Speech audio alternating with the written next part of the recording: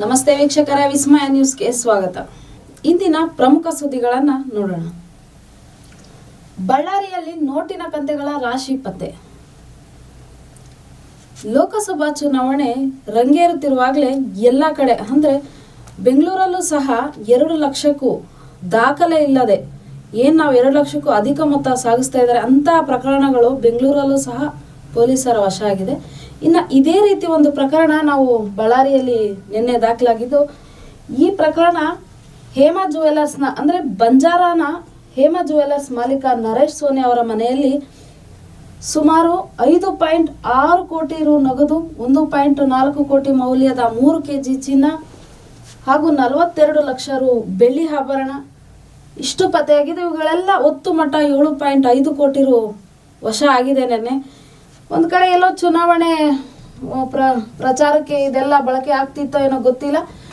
2024ರ ಚುನಾವಣೆಯಲ್ಲಿ ಪ್ರಚಾರಕ್ಕೆ ಯಾರೂ ನನ್ನನ್ನು ಕರೆದಿಲ್ಲ, ಮತ್ತು ಯಾಕೆ ಕರೆದಿಲ್ಲ ಏನು ಅನ್ನೋದು ನೀವು DKಶಿ ಅವ್ರನ್ನೇ ಅಥವಾ CM ಅವ್ರನ್ನೇ ಕೇಳಬೇಕಂತ ಮಾಧ್ಯಮರ ಜೊತೆ ಮಾತನಾಡಿದ ಮುನಿಯಪ್ಪ ಅವರು ಹೇಳಿದ್ದಾರೆ. ಇನ್ನು ಹೈಕಮಾಂಡ್ ನನಗೆ ಚಿಕ್ಕಬಳ್ಳಾಪುರದಲ್ಲಿ ಕೆಲಸ ಮಾಡಲು ಹೇಳಿದೆ, ಹಾಗಾಗಿ ಹೈಕಮಾಂಡ್ ಏನು ಹೇಳಿದ್ದಾರೆ ಅದ್ರ ಪ್ರಕಾರ ನಾನು ಚಿಕ್ಕಬಳ್ಳಾಪುರದಲ್ಲಿ ಕಾಂಗ್ರೆಸ್ ಅಭ್ಯರ್ಥಿ ಪರ ಕೆಲಸ ಮಾಡ್ತೀನಿ, ಕಾಂಗ್ರೆಸ್ ಅಭ್ಯರ್ಥಿ ಪರ ಅವರನ್ನು ಗೆಲ್ಲಿಸೋದಕ್ಕೆ ಕೆಲಸ ಮಾಡ್ತೀನಿ ಅನ್ನೋದನ್ನು ಸಹ ನೆನ್ನೆ ಹೇಳಿದ್ದಾರೆ. ನಿನ್ನೆನೂ ಹೋಗಿದ್ದೆ ಚಿಕ್ಕಬಳ್ಳಾಪುರಕ್ಕೆ, ಇನ್ನು ಇಂದು ಸಹ ಚಿಕ್ಕಬಳ್ಳಾಪುರದಲ್ಲೇ ಇರ್ತೀನಿ ಅನ್ನೋ ಮಾಹಿತಿ ಕೂಡ ಮುನಿಯಪ್ಪ ಅವರು ತಿಳಿಸಿದ್ದಾರೆ. ಇನ್ನು ಮದ್ಯಕ್ಕೆ ಹಣ ನೀಡದ ಪತ್ನಿಗೆ ಪತಿ ಚಾಕು ಇರಿದು ಹತ್ಯೆ. ಎಲ್ಲೋ ಒಂದು ಕಡೆ ಗಂಡಸರು ಅತಿ ಹೆಚ್ಚು ಮದ್ಯ ವ್ಯಸನಗಳಾಗಿದ್ದು, ಮದುವೆಯಾಗಿ ಬಂದ ಹೆಣ್ಣು ಸಂಸಾರ ಹೊರೆ ಹೊತ್ತು ಮಕ್ಕಳು ಗಂಡ ಎಲ್ಲದನ್ನೂ ಸಾಗಿಸ್ತಾ ಇರ್ತಾಳೆ. ಇಂಥ ಟೈಮಲ್ಲಿ ಇವರು ಕುಡಿಯೋ ಅಭ್ಯಾಸ ಮಾಡಿಕೊಂಡು ಅವ್ರು ಕುಡಿಯೋದಲ್ಲದೆ ಮಕ್ಳಿಗೂ ಹಿಂಸೆ ಕೊಟ್ಟು ಹೆಂಡತಿಗೂ ಹಿಂಸೆ ಕೊಟ್ಟು, ಇನ್ನು ಆಕೆಯ ಪತಿ ಮೊಹಮ್ಮದ್ 34 ವರ್ಷ, ಇನ್ನು ಈತ ಬರೀ 34 ವರ್ಷ, ಇಷ್ಟು ಚಿಕ್ಕ ವಯಸ್ಸಿಗೆ ಮದ್ಯ ವ್ಯಸನಿಯಾಗಿ ಹೆಂಡತಿಯನ್ನು ಕೊಲೆ ಮಾಡಿ ಕೊಲೆ ಪ್ರಕರಣದಲ್ಲಿ ಪೊಲೀಸರ ಅತಿಥಿಯಾಗಿದ್ದಾನೆ. ಇನ್ನು ನೆಕ್ಸ್ಟ್ ನೋಡೋದಾದ್ರೆ, ಪತ್ನಿ ಕೊಂದು ಶವದ ಜೊತೆಗೆ ಮಲಗಿದ್ದ ಪತಿ, ಮತ್ತೆ ಅಂಥದ್ದೇ ಒಂದು ಪ್ರಕರಣ. ಇನ್ನು ಈ ಪ್ರಕರಣ ಬಂದರೂ ರಂಗನಾಥಪುರ ನಿವಾಸಿ ನೇತ್ರಾವತಿ ಕೊಲೆಯಾದ ಮಹಿಳೆ 37 ವರ್ಷ, ಇದು ಸಹ ಇಂಥದ್ದೇ ಒಂದು ಪ್ರಕರಣ.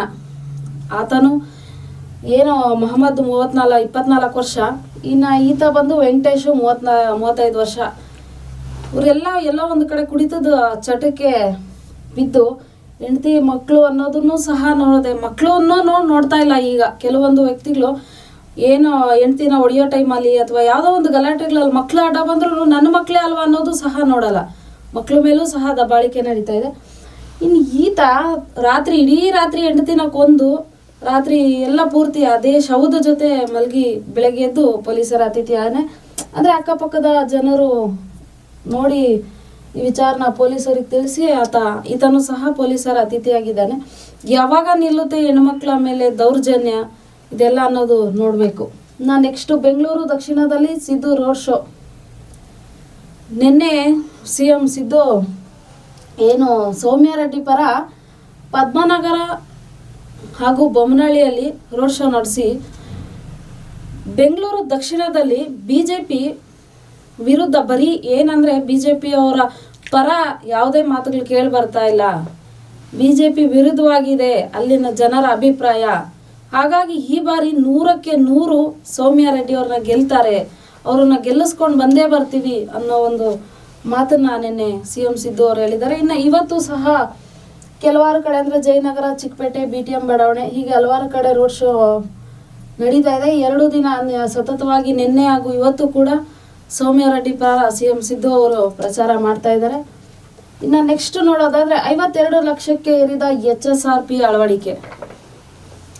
2019 ಏಪ್ರಿಲ್ ಅದರ ಹಿಂದೆ ಏನು ವಾಹನಗಳ ಖರೀದಿ ಮಾಡ್ಕೊಂಡಿದ್ರು ನಾಗರಿಕರು, ಅವರು ಎಲ್ಲದಕ್ಕೂ HSRP ಪ್ಲೇಟ್ ಅಂದರೆ ಹೈ ಸೆಕ್ಯೂರಿಟಿ ನಂಬರ್ ಪ್ಲೇಟ್ನ ಅಳವಡಿಸಬೇಕು ಅನ್ನೋದು ಒಂದು ರೂಲ್ಸ್ನ ತಂದಿತ್ತು. ಅದ್ರ ಪ್ರಕಾರ 34 ಲಕ್ಷ ವಾಹನ ಮಾಲೀಕರು HSRP ನಂಬರ್ ಪ್ಲೇಟ್ಗೆ ಅಂದರೆ 2ನೇ ಬಾರಿ ಅಂದರೆ ಅವಧಿ ವಿಸ್ತರಿಸಿದ ನಂತರ 34 ಲಕ್ಷ ವಾಹನರು ಅಂದರೆ ಅಷ್ಟು, ಮತ್ತೆ ಇನ್ನು 2ನೇ ಬಾರಿಗೂ ಸಹ ಅಷ್ಟು ವಾಹನಗಳು ಅಳವಡಿಕೆಗೆ ಸಿದ್ಧವಾಗಿದೆ. ಇನ್ನು ರಾಜ್ಯದಲ್ಲಿ HSRP ಅಳವಡಿಸಿಕೊಳ್ಳದ 1.48 ಕೋಟಿ ವಾಹನಗಳ ಪೈಕಿ 1 ಲಕ್ಷಕ್ಕೂ ಅಧಿಕ ಹೆಚ್ಚು ವಾಹನಗಳು ಸಾರಿಗೆ ಇಲಾಖೆಯದಾಗಿದೆ. ಇದರ ಬಗ್ಗೆ ಅಂದರೆ ಸರ್ಕಾರವೇ ಅಥವಾ ವಾಹನಗಳ ಬಗ್ಗೆ ಏನು ಈ ಗೌರ್ಮೆಂಟ್ ಸರ್ಕಾರಿ ವಾಹನಗಳಿವೆ ಅವರು ಸಹ ಇದ್ರ ಬಗ್ಗೆ ತಲೆ ಕೆಡಿಸ್ಕೋತಾ ಇಲ್ಲ. 1 ಲಕ್ಷಕ್ಕೂ ಅಧಿಕ ವಿವಿಧ ಸರ್ಕಾರಿ ಇಲಾಖೆಗಳ ವಾಹನಗಳು ಸಹ ಇದೆ. ಇದ್ರ ಬಗ್ಗೆ ಯಾರು ತಲೆನೇ ಕೆಡಿಸ್ಕೋತಾ ಇಲ್ಲ. ಬರೀ ನಾಗರಿಕರು ಮಾತ್ರ ಅಂದರೆ ಈ ಗೌರ್ಮೆಂಟ್ ವೆಹಿಕಲ್ ಅಲ್ಲದೆ ಇರೋರು ಮಾತ್ರ HSRP ನಂಬರ್ ಪ್ಲೇಟ್ನ ಹಾಕ್ಸ್ಕೊತಿದ್ದಾರೆ. ಬಟ್ ಸರ್ಕಾರಿ ರೂಲ್ಸನ್ನು ಯಾಕೆ ಸರ್ಕಾರಿ ವಾಹನಗಳೇ ಬಳಸ್ತಾ ಇಲ್ಲ, ಹೈ ಸೆಕ್ಯೂರಿಟಿ ನಂಬರ್ ಪ್ಲೇಟ್ನ ಯಾಕೆ ಸರ್ಕಾರಿ ವಾಹನಗಳಿಗೆ ಹಾಕಿಸ್ಕೊತಾ ಇಲ್ಲ ಅನ್ನೋದನ್ನ ಇದ್ರ ಬಗ್ಗೆ ತಲೆ ಕೆಡಿಸ್ಕೊತಾ ಇಲ್ಲ ಅಂತ ಸಾರಿಗೆ ಆಯುಕ್ತ ಸಿ ಮಲ್ಲಿಕಾರ್ಜುನ್ ಅವರು ತಿಳಿಸಿದ್ದಾರೆ. ಇನ್ನು ನೆಕ್ಸ್ಟ್ ಮತ್ತೆ ಅಂಥದ್ದೇ ಒಂದು ಪ್ರಕರಣ. 2023ರಲ್ಲಿ ಈ ಪ್ರಕರಣ ಆಗಿದ್ದು, 1 ವರ್ಷ ಕಳೀತಾ ಬಂದು ತನ್ನ ಹೆಂಡತಿನ 200 ಬಾರಿ ಅಥವಾ 224 ಬಾರಿ ತುಂಡು ಮಾಡಿ ನದಿಗೆ ಎಸ್ದಿದ್ದ ಈತ. ಈ ಪ್ರಕರಣ ದಾಖಲಾಗಿ 1 ವರ್ಷ ಆಗ್ತಾ ಬಂತು. 1 ವರ್ಷದಿಂದ ಪೊಲೀಸರಿಗೆ ಸಿಗದೆ ಚಳ್ಳೆಹಣ್ಣು ತಿನ್ನಿಸಿ ತಲೆಮರೆಸ್ಕೊಂಡಿದ್ದ ಈತ. ಇನ್ನು ಶುಕ್ರವಾರ ಪೊಲೀಸರ ವಶವಾಗಿದ್ದಾನೆ. ಇನ್ನು ಈತನಿಗೆ ಗಲ್ಲು ಶಿಕ್ಷೆ ಆಗ್ಬೋದು ಅಥವಾ ಆಗಲಿ ಅನ್ನೋದು ಎಲ್ಲರೂ ಕಾಯ್ತಾ ಇದ್ದಾರೆ. ಇದೇ ರೀತಿ ಪ್ರಕರಣಗಳು ನಾವು ಪ್ರತಿ ದಿವಸ ನೋಡ್ತಾನೆ ಇರ್ತೀವಿ. ಎಲ್ಲೋ ಒಂದು ಕಡೆ ಹೆಂಡತಿಗೆ ಹೊಡೆದಿರೋದು, ಸಾಯಿಸಿರೋದು, ಯಾವುದೇ ಒಂದು ಪ್ರಕರಣ ಬಂದರೂ ಒಂದು ಹೆಣ್ಣಿನ ಮೇಲೇ ದಬ್ಬಾಳಿಕೆ ಆಗ್ತಾ ಇದೆ, ಹೆಣ್ಣಿನ ಮೇಲೇ ದೌರ್ಜನ್ಯ, ಒಂದು ರೇಪ್ ಕೇಸ್ ಆಗಲಿ, ಇನ್ನೊಂದಾಗಲಿ ಮತ್ತೊಂದಾಗಲಿ. ಇದಕ್ಕೆಲ್ಲ ಯಾವಾಗ ಕಡಿವಾಣ ಬೀಳುತ್ತೆ ಅನ್ನೋದು ಗೊತ್ತಾಗ್ತಿಲ್ಲ ವೀಕ್ಷಕರೇ. ಇನ್ನು ಮುಂದೆ ಆದರೂ ನಮ್ಮ ಸಮಾಜ ಅಥವಾ ನಮ್ಮ ನಾಗರಿಕರು ಎಚ್ಚೆತ್ಕೋತಾರ ನೋಡೋಣ. ನೋಡಿದ್ರಲ್ಲ ವೀಕ್ಷಕರೇ, ಈ ಕ್ಷಣದ ಪ್ರಮುಖ ಸುದ್ದಿಗಳು. ವಾಸ್ತವದ ಸುದ್ದಿಗಾಗಿ ನೋಡ್ತಾ ಇರಿ ವಿಸ್ಮಯ ನ್ಯೂಸ್.